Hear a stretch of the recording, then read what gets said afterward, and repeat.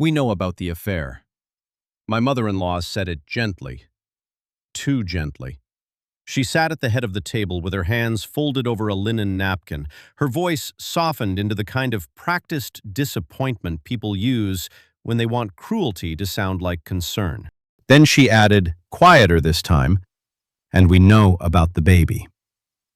That should have been the moment the room exploded. Instead, all I watched was my wife. Sophia didn't look shocked. She didn't turn to me. She didn't ask a single question. She just sat there with those calm, unreadable eyes, as if the scene unfolding around me had already been staged somewhere else, and this was only the formal performance. That was the real moment, not the accusation. The stillness. The way everyone at that table seemed to know exactly what role they were supposed to play, except me. My name is Caleb Arden, 42 years old, founder and CEO of Arden Capital Partners. From the outside, my life looked immaculate. Upper East Side apartment, charity galas, a marriage polished enough to survive every camera angle it was placed under. From the inside, my wife and her mother had already chosen the version of me they wanted the room to believe in. And before I tell you how they tried to bury me with one elegant lie, only to watch the whole thing collapse under its own timing, welcome back to Empire Downfall. If you've ever seen people confuse composure with weakness, you already know how cold this gets. Let's get into it. The dinner was Eleanor's idea, of course. She believed in civilized cruelty, the kind that never raised its voice because it preferred the illusion of dignity to do the damage. Sophia had been strange all week, too warm, too patient. The kind of softness that doesn't feel loving once you realize it arrived on a schedule. At first, I told myself it meant nothing. That was my mistake. People imagine betrayal as a dramatic break in the atmosphere. Usually, it arrives beautifully dressed and asks whether you'd like another glass of wine. The table was perfect. Crystal, porcelain, low amber light. A skyline glowing through the windows like the whole city had agreed to serve as background for whatever story Eleanor planned to tell about me. She complimented my latest acquisition while quietly measuring how much of it might survive a scandal. Sophia barely touched her food. Every now and then she looked at me with a softness that no longer felt intimate. It felt strategic. Then Eleanor set down her wine glass. The room changed. That is the thing about rehearsed betrayal. It alters the air before it alters the words. "We know you've been seeing someone else, Caleb," she said. I said nothing. She continued, carefully, almost regretfully. "You should have told Sophia before it reached us like this." Reached us. Interesting phrase. As if the truth had wandered into the room on its own, instead of being escorted there in evening wear. I looked at Sophia, still quiet, still composed, still not asking for proof. Then Eleanor gave the lie its final shape. "The woman is pregnant." That was when everything sharpened. Not because I believed her, because pregnancy meant dates, medical trails, timelines. An affair can be improvised. A pregnancy has paperwork.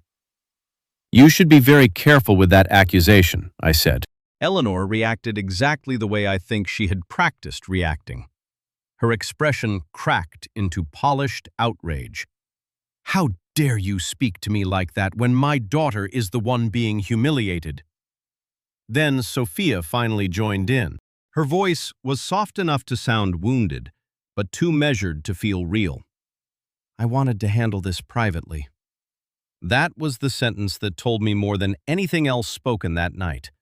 Not because of what it meant, because of how finished it sounded. She wasn't searching for language. She was delivering it. No questions for me. No anger wild enough to feel honest. No hesitation. Only pacing. Innocent wives ask. Prepared ones stay on script. I did not argue. There was no point. Stories like that never collapse at the table where they're introduced. They collapse later, under records, under dates, under the small, arrogant details people think no one will ever take the time to verify. By the time I got home, the guest room closet was already open. Inside, a suitcase sat half-packed, not rushed, not emotional, placed neatly, like the rest of the evening had been. That was the second confirmation. This was not a discovery. It was a rollout. The papers arrived the next morning before 10.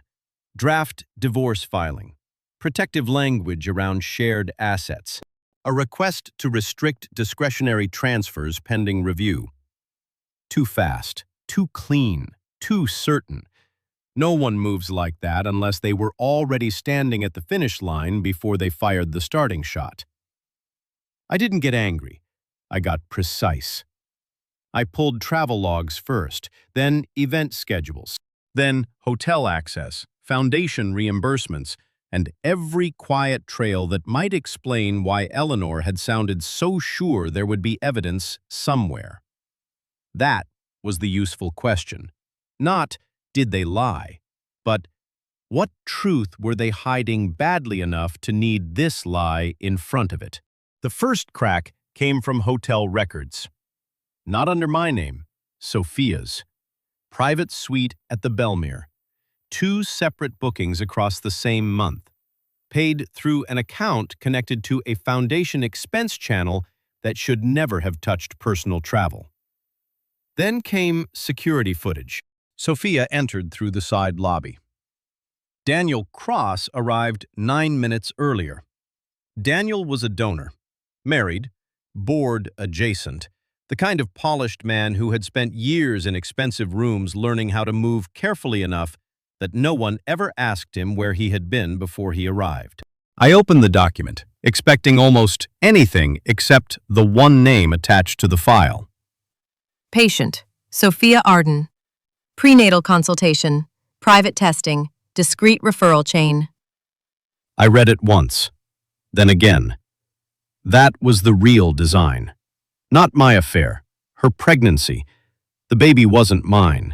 The accusation had never needed to be true. It only needed to be ugly enough to move faster than the truth. Everything snapped into place after that. If they named me first, then Sophia could leave as the betrayed wife. Eleanor could play the wounded mother. The divorce would move under moral pressure instead of legal scrutiny. And by the time anyone bothered to examine dates, the sympathy, the leverage, and most of the money would already be moving in the direction they wanted it to move. They didn't just want me blamed. They wanted me cornered inside a version of the story filthy enough that defending myself would sound desperate. That was the part I almost admired, in a cold, technical sense. It was efficient.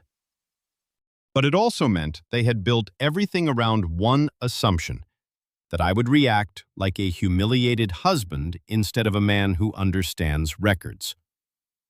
Sophia called that evening. Her voice was calm, too calm. Caleb, this doesn't need to become uglier. I looked out at the skyline and said, it already is. Silence. Then, measured as ever, we can still handle this privately. Privately.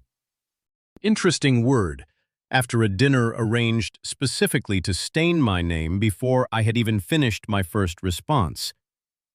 You should have thought about private, I said, before your mother used my name like a verdict. She didn't ask what I knew. That was all I needed. The final meeting happened 2 nights later. Same apartment, same dining room, same candles, same silver. Eleanor really had lit the room exactly the same way, which I suppose made sense. People like her trust the set long after the script has begun failing. Sophia was already seated when I arrived. Immaculate. Controlled. Beautiful in the hollow way people sometimes become when elegance is the last thing they still trust. I set one folder on the table, then a second.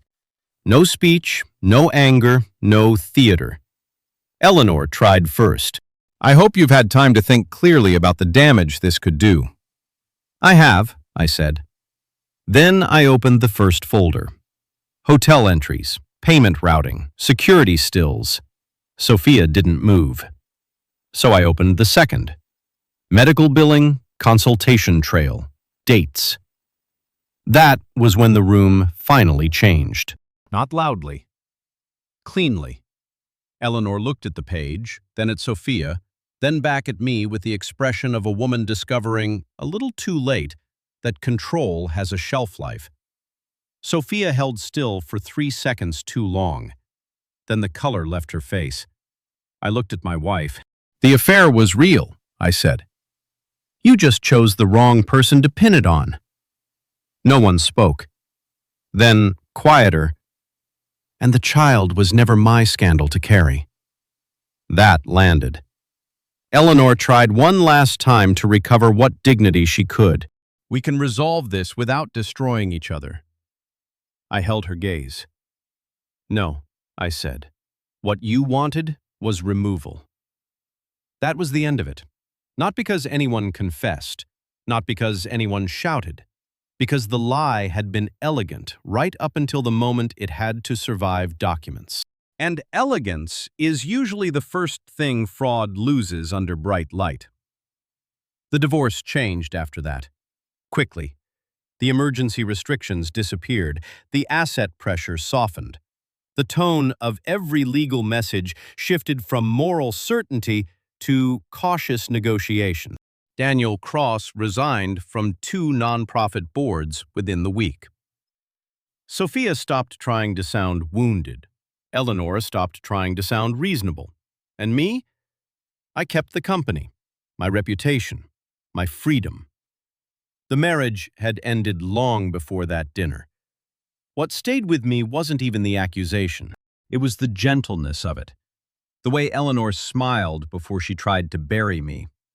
The way Sophia sat there without surprise.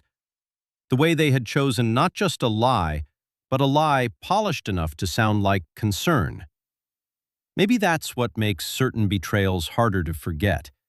Not that they are cruel, that they are delivered so quietly you almost mistake them for love.